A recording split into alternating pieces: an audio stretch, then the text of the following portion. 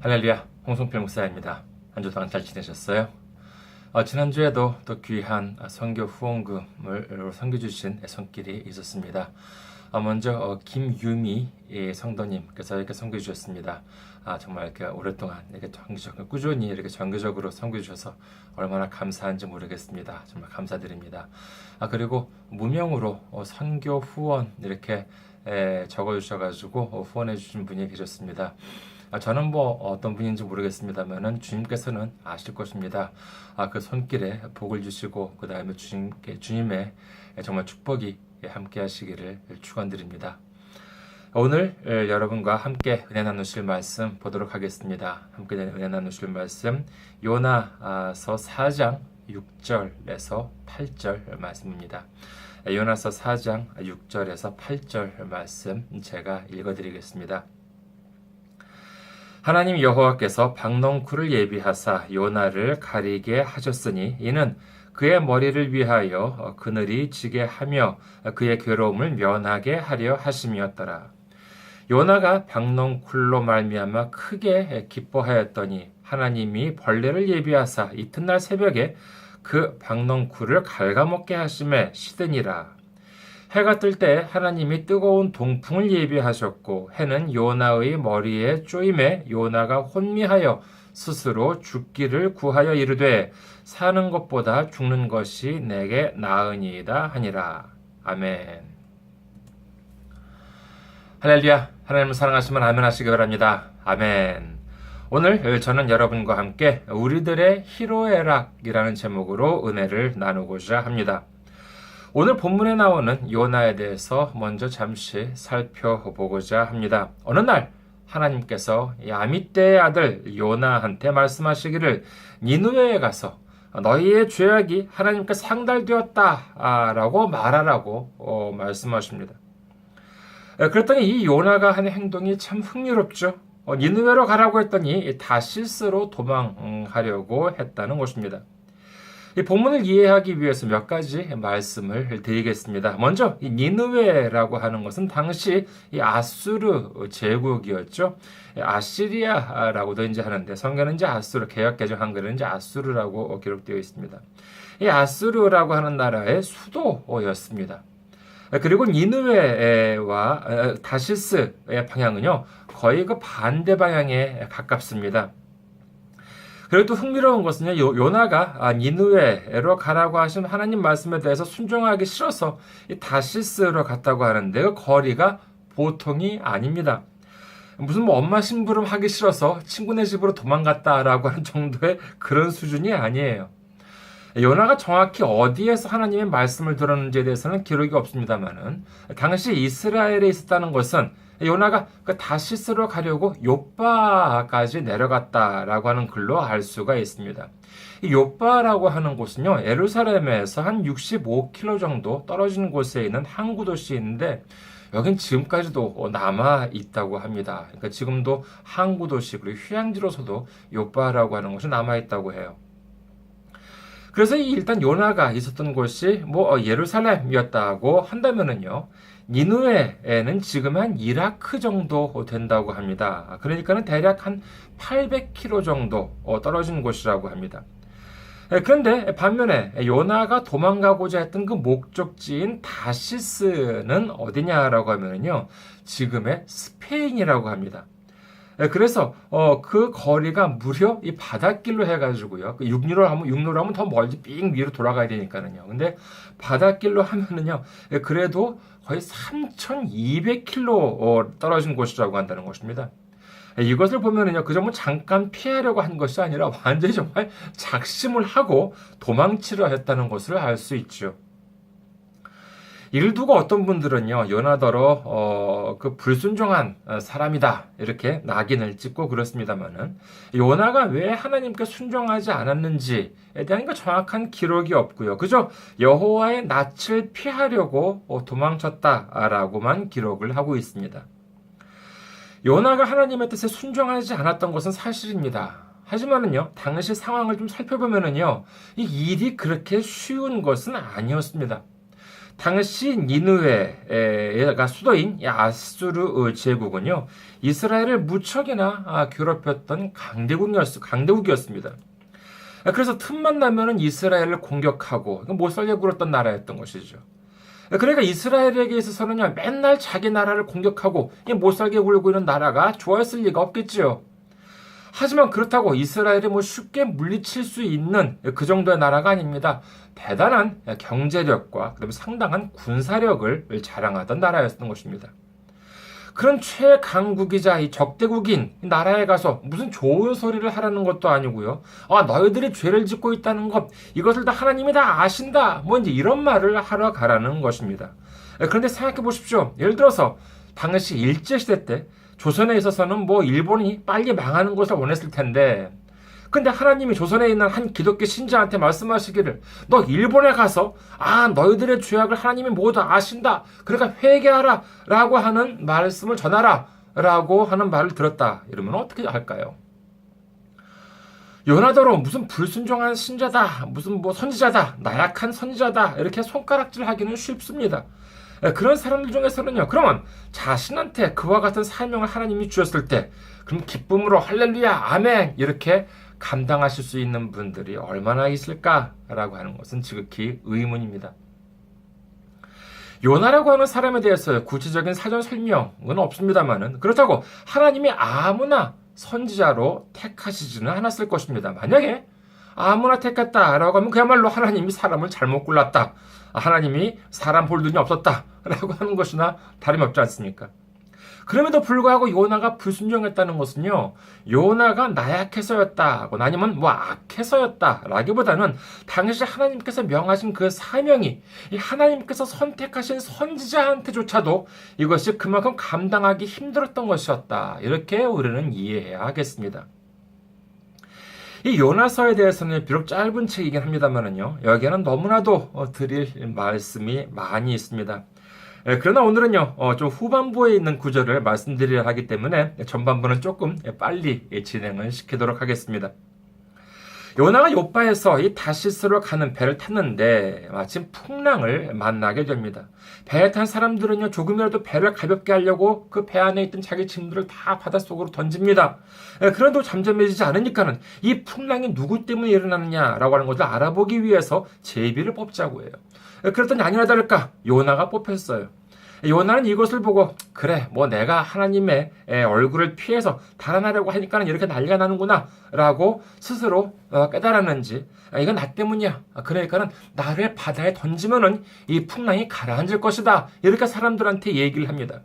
그랬더니 어떻게 되냐, 결국은 좀 여러 가지 일이 있다가 결국은 요나를 바다에 던집니다. 그랬더니 바다로 던져진 요나는 어떻게 됩니까? 바다는 잔잔해지고 이 요나는 큰 물고기가 이 요나를 삼켜버리고 맙니다. 그리고 물고기 바다 뱃속에서 무려 3일 동안을 보낸 다음에 육지에서 토해내게 되죠. 요나가 도망치려 했던 곳은 니느웨와 정반대 방향이었지만은요, 이 뱃속에서 나온 곳은 아마도 니느웨 근방이었던 것입니다. 그러니까는요, 말하자면 하나님께서 이 요나를 이 멀리 반대고 방향에서 물고기로 납치를 해가지고요, 그 다음에 정말 이렇게 니느웨 쪽으로 강제 송환한 것이나 마찬가지였겠지요. 자, 이제 뱃속에서 나온 요나한테 하나님께서 말씀하십니다. 요나서 3장 1절에서 2절을 봅니다. 여호와의 말씀이 두 번째로 요나에게 임하니라. 이르시되 일어나 저 큰 성읍 니느웨로 가서 내가 네게 명한 바를 그들에게 선포하라 하신지라. 지금 3일 동안 물고기 뱃속에 갇혀 있다가 이제 간신히 물고기가 토하는 바람에 밖으로 나왔습니다. 물고기 뱃속에서 3일간 있으면서 죽지 않았다는 것만으로도 정말 기적이지요. 다행히 죽지는 않았지만 그래도 물고기 뱃속에 뭐가 있겠어요? 불이 있겠어요? 뭐가 있겠습니까? 3일 동안 아주 깜깜했을 것입니다. 그러다가 이제 간신히 나왔습니다. 이때가 낮이었는지 밤이었는지는 모르겠습니다만은요, 낮이었다면 얼마나 눈이 부셨겠습니까? 그리고 밤이었다면은요, 얼마나 또 무서웠겠습니까? 여기가 어디지? 정말 그 공포감은 이루 말할 수 없었을 것입니다. 그러나 하나님은요, 지금 마음이 급하십니다. 어서 일어나 라고 하는 것이, 그리고 빨리 전 니느웨한테 가가지고 내가 너한테 말했던 것, 이것을 선포하라는 것입니다. 뭐라고 하셨어요? 너희들이 지금 짓고 있는 죄를 하나님께서 아신다라고 하는 말씀을 선포하라는 것입니다. 그런데 이 부분을 기록한 말씀을 보면은요, 이 또한 대단히 흥미롭습니다. 요나 3장 3절에서 4절 말씀 보도록 하겠습니다. 요나서 3장 3절에서 4절 말씀입니다. 요나가 여호와의 말씀대로 일어나서 니느웨로 가니라. 니느웨는 사흘 동안 걸을 만큼 하나님 앞에 큰 성읍이더라. 요나가 그 성읍에 들어가서 하루 동안 다니며 외쳐 이르되 40일이 지나면 니느웨가 무너지리라 하였더니, 이 구절을 보면은요, 요나가 정말 더 한 말이 있죠. 더 붙인 말이 있습니다. 40일이 지나면 니느웨가 무너진다라고 하는 것입니다. 그러니까 아마도 이 말씀도 하나님께서 하신 말씀이셨겠죠. 그래서 그 말씀도 같이 전했을 것이라고 우리는 짐작할 수가 있습니다.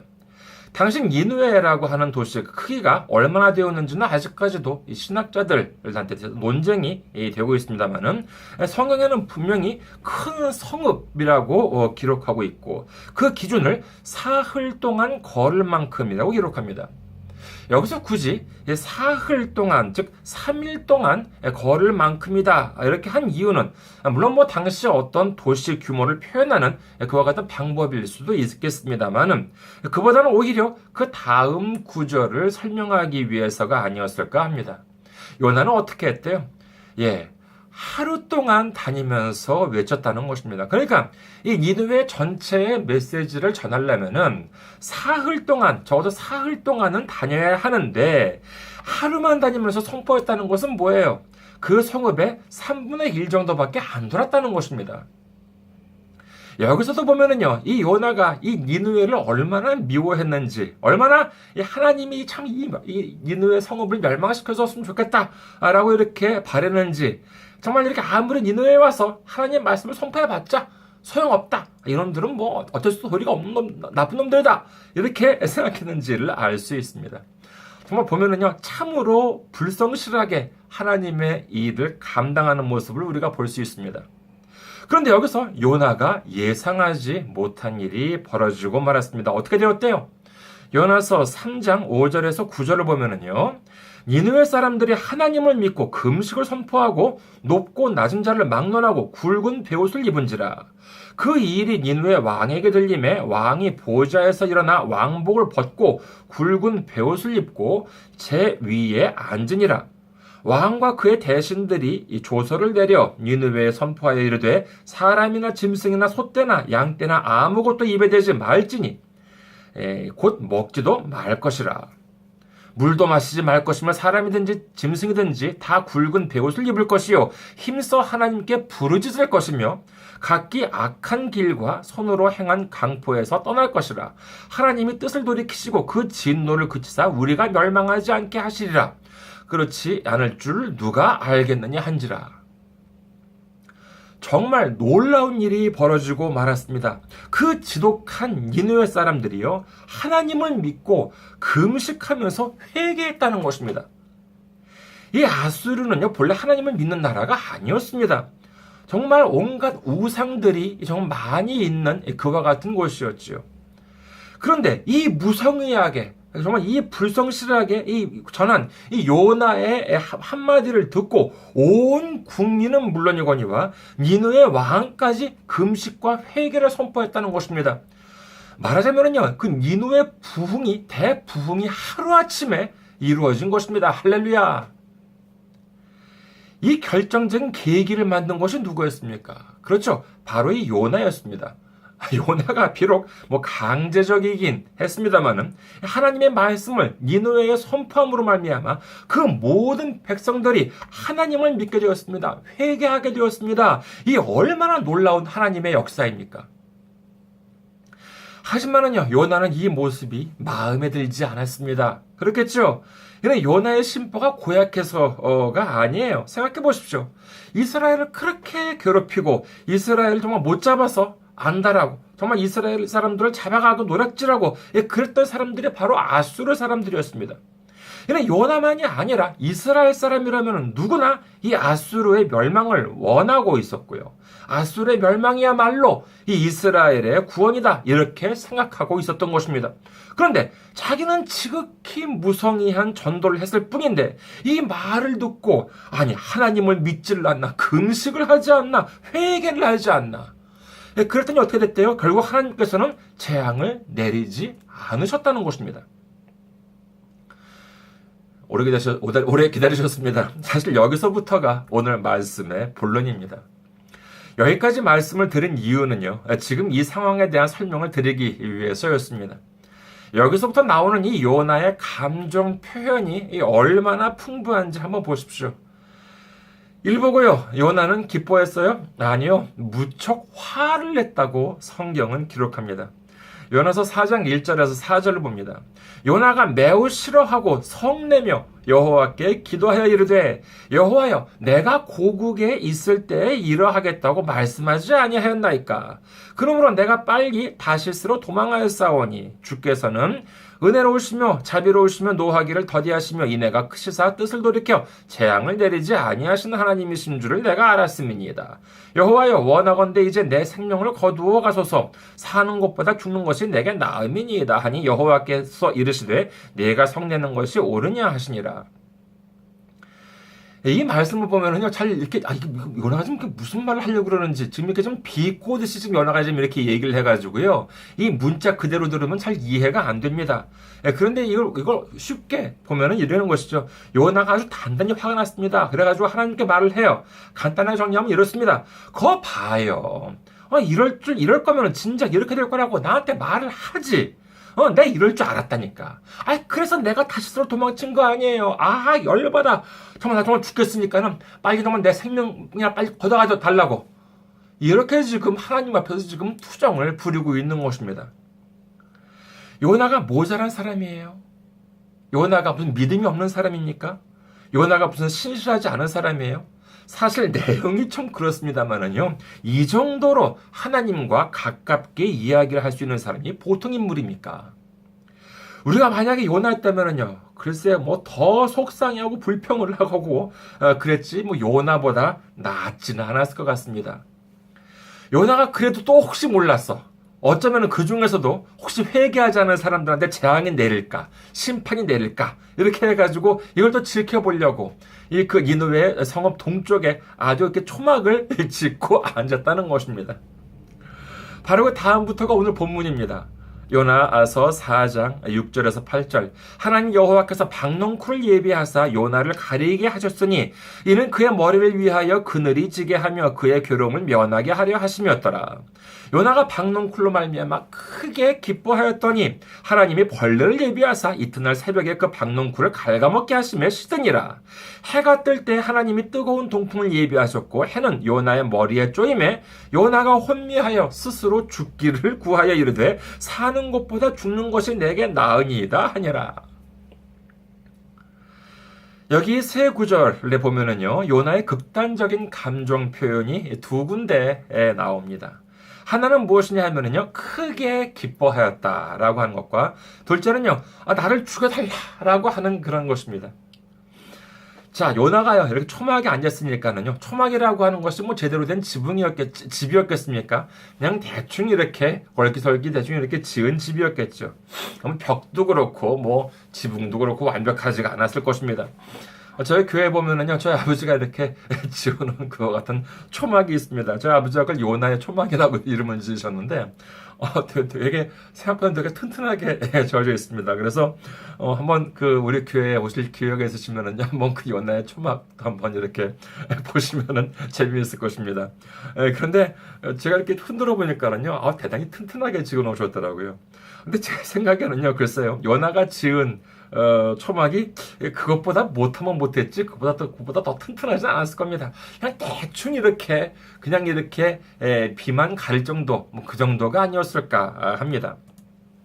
그럼 8절에 보면은요, 뜨거운 동풍이 불었다고 하는데, 이는 당시 그 북아프리카 쪽에서 지중해 연안 쪽으로 이렇게 불어오는 바람 중에서요, 그 시로코라고 하는 바람이 있대요. 그런데 보통 이 열풍이 초여름에 불어온다고 합니다. 근데 이 바람은요, 똑같은 열풍인데, 뭐 어떤 때는 아주 대단히 건조하고, 그래가지고 이 바람이 한번 불면은요, 너무 건조해서 습기를 다 이렇게 가져가 버리기 때문에 살갗이 이렇게 막 땡긴대요. 그러니까 얼마나 이렇게 좀, 안 좋겠습니까? 뭐 아프기도 하고 쓰라리기도 하겠지요. 그리고 또 이제 보면은요, 또 이제 아주 습한 바람이, 또 열풍이 또 이제 불어온다고 합니다. 이때를 보면 역시 또 이제 습한 바람이니까는 불쾌지수가 또 상당히 올라간다고 이렇게 하네요. 그래서 어찌되었거나 이 또 동풍이 이렇게 불어오니까는요, 요나도 정말, 그때 무척이 신경이 예민하지 않았을까. 불쾌지수가 올라가고, 그래가지고 신경이 예민하지 않았을까 합니다만은, 그때가 시로코라고 하는 바람이 불어오는 초여름이었다고 하면은요, 햇빛도 대단히 강했을 것입니다. 그런데 하나님께서 요나를 위해서 박넝쿨을 예비해 주셨다는 것이에요. 그랬더니 요나가 어땠대요? 예. 크게 기뻐했다는 것입니다. 아우, 너무 좋다. 뭐 크게 기뻐했다고 이렇게 성경 기록하지요. 그러면 그대로 좀 하나님이 놔두시면 좋을 텐데, 하나님이 이번에는 벌레를 예비하셔서 그 박넝쿨을 갉아먹게 하셨다는 것입니다. 그리고 뜨거운 바람, 그 열풍을 불게 하셨다는 것이에요. 그랬더니 이번에는 그 뜨거운 바람은 불어오죠. 그 다음에 박넝쿨, 뭐 이파리 같은 그런 것이었겠습니다. 이렇게 가려져 있던 것이 다 없어지니까는 햇빛이 그대로 내려쪼입니다. 그러니까는 뭐 정신이 혼미해져서 이제는 어떻게 했느냐? 정말 자기를 이제 죽여달라는 것입니다. 다른 사람들은 뭐라고 하더니요. 저는 이 요나라고 하는 선지자에 대해서 지금까지는 이렇게 뭐 여러 열심히 변호를 좀 이렇게 나름대로 해왔습니다만은요. 이 부분에 대해서는요. 다소 좀 아쉬운 부분이 없지 않아 있습니다. 생각해 보십시오. 지금이 어떤 상황입니까? 이스라엘에서 멀리 떨어진 나라까지 하나님께 이끌려 와서 이 큰 도시 니느웨에서 회개를 선포했습니다. 하나님께서는 지금 이 니느웨에 대한 운명을 생각하고 계실 때 거기에 사는 수많은 정말 사람들에 대한 운명, 구원 사역을 생각하고 계실 때 이 선지자이자 선교사로 온 이 장본인이 요나는 지금 뭘 하고 있냐 하면은요, 박넝쿨 하나가 생겼다고 크게 기뻐했다가 또 그 넝쿨 하나가 사라진다고 나를 죽여달라고 이렇게 하나님한테 좀 떼를 쓰고 있는 것입니다. 우리의 희로애락도요, 어쩌면 이런 수준인지 모르겠습니다. 희로애락, 기뻐하고 화를 내고 슬퍼하고 즐거워하고 이와 같은 감정을 모두 나쁘다고까지는 할 수 없겠습니다만은, 하지만 우리는요, 너무나도 근시안적으로 조금 좋은 일이 있으면 히히거리고 좋아하다가, 조금 섭섭한 일이 있으면 화를 내고, 조금 안 좋은 일이 있으면 슬퍼하다가, 또 조금 더 좋은 일이 있으면 또 즐거워하고. 우리는 이것을 알아야 합니다. 우리가 보통 사람들입니까? 인간적으로 본다면요, 우리는 별 볼 일 없는 사람일 수도 있습니다. 하지만 우리는 보통 사람이 아니에요. 어떤 사람들입니까? 그렇습니다. 하나님께서 너무나도 큰 사랑을 허락하신 사람들입니다. 하나님께서 우리를 얼마나 사랑해 주셨습니까? 그렇습니다. 하나님의 독생자의 목숨까지도 아끼지 않으시고 우리에게 내주실 만큼 우리를 사랑해 주신 것입니다. 죄 안에서 허덕이다가 결국은 지옥으로 떨어져서 영원토록 꺼지지 않는 불구덩이 속에서 고통을 당할 우리를 구원해 주시기 위해서 하나님의 독생자 예수님의 목숨까지도 내주실 만큼 우리에게 한없는 사랑을 부어주셨습니다. 구약에는요, 우리와 같은 죄인이 하나님 앞에 감히 나아갈 수가 없었습니다. 그러나 우리 주 예수 그리스도께서 십자가에 못 박히심으로 말미암아 성전을 가로막고 있던 휘장이 찢어짐으로써 이제 우리는 예수님의 십자가의 공로로 하나님 앞에 설 수 있게 된 것입니다. 할렐루야. 그렇다면요, 우리를 괜히 사랑하셨습니까? 아닙니다. 마태복음 28장 19절에서 20절을 보면은요, 그러므로 너희는 가서 모든 민족을 제자로 삼아 아버지와 아들과 성령의 이름으로 세례를 베풀고 내가 너희에게 분부한 모든 것을 가르쳐 지키게 하라. 볼지어다 내가 세상 끝날까지 너희와 항상 함께 있으리라 하시니라. 마가복음 16장 15절도 봅니다. 또 이르시되 너희는 온 천하에 다니며 만민에게 복음을 전파하라. 하나님께서는요, 우리에게 분명히 감당해야 할 사명을 주셨습니다. 그것은 바로 주님의 이름을 높이고 땅끝까지 복음을 전파하라는 것입니다. 이는 무슨 목사나 선교사만이 감당해야 하는 사역이 아닙니다. 우리 모두가 다 감당해야 하는 사명인 것입니다. 우리에게 있어서 천하가 어디입니까? 만민이 누구입니까? 내가 있는 곳이 바로 천하이고 예수님을 믿지 않거나 믿다가 안 믿게 된 이웃이 바로 만민인 것입니다.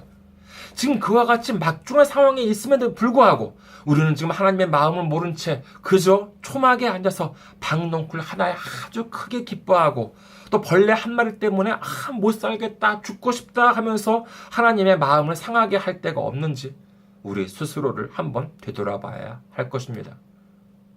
그것만이 아닙니다. 우리는요, 희노애락만도 모자라서 하나님을 믿는다면서도 근심, 불만, 불평, 불만 이런 것, 불안 이런 것들을 일삼고 있지나 않은지 되돌아보아야 합니다. 하나님께 기도를 드리는 것 좋습니다. 기도는 아주 중요한 것이죠. 그러나 어떤 사람은요, 기도를 하면 할수록 이 불안해하는 사람들이 있습니다. 예수님은 말씀하십니다. 마가복음 11장 24절 보면은요. 그러므로 내가 너희에게 말하노니 무엇이든지 기도하고 구하는 것은 받은 줄로 믿으라. 그리하면 너희에게 그대로 되리라. 아멘. 생각해 보세요. 예를 들어서요. 버스를 탈 때 혹시 이 버스가 서울역에 갑니까? 라고 기사 아저씨한테 물어봤어요. 그러니까는 갑니다. 이렇게 얘기를 했답니다. 그럼 어떻게 해요? 난 서울역에 가고 싶은데 기사 아저씨는 서울역에 간대요. 그러면 버스에 타겠죠. 그러면서 타가지고 서울역에 간다는 것을 믿어야 하지 않겠습니까?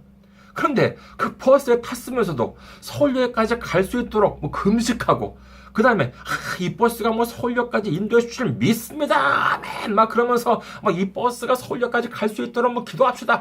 이렇게 해가지고 무슨 통성 기도하고 버스 안에서 그런다고 생각해 보십시오. 버스 기사 아저씨가 뭐라고 그러겠습니까? 아니 서울역까지 간다니까 왜들 이러시냐? 왜 이러십니까? 왜 안 믿으십니까? 이러지 않겠습니까? 여러분 다시 한번 묻겠습니다. 하나님을 사랑하시면 아멘 하시기 바랍니다. 아멘. 예수님께서 함께 하신다는 것을 믿으시면 아멘 하시기 바랍니다. 아멘. 성령님의 인도하심을 믿으시면 아멘 하시기 바랍니다. 아멘. 그렇다면 이제 걱정 안 하셔도 됩니다. 어차피 우리는 잘 됩니다. 모든 것이 합력해서 선을 이루십니다. 믿으시면 아멘 하시기 바랍니다. 아멘. 우리가 받을 고통과 고난은요, 예수님께서 이미 2000년 전에 십자가 위에서 모두 해결해 주셨습니다. 예수님께서 징계를 받으심으로 말미암아 우리는 평화를 누리고 예수님께서 채찍에 맞으심으로 말미암아 우리는 나음을 받았다고 성경은 말씀하십니다. 그와 같은 믿음이 있는데 눈앞에 왔다 갔다 하는 박넝쿨 한두 개 때문에 슬퍼했다가 걱정했다가 근심했다가 낙심했다가 좌절했다가 하면은요, 마귀들이 보고 얼마나 깔깔대고 좋아하겠습니까? 우리 모두 예수님을 사랑하고요. 예수님과 동행하고 성령님의 인도하심을 따라서 슬픔과 걱정과 근심과 낙심과 좌절을 모두 버려버리고 모든 것이 합력해서 선을 이루신다는 믿음을 갖고 주님께서 주시는 놀라운 축복과 승리를 모두 얻는 우리 모두가 되시기를 주님의 이름으로 축원합니다. 감사합니다. 한 주 동안 승리하시고 건강한 모습으로 다음 주에 뵙도록 하겠습니다.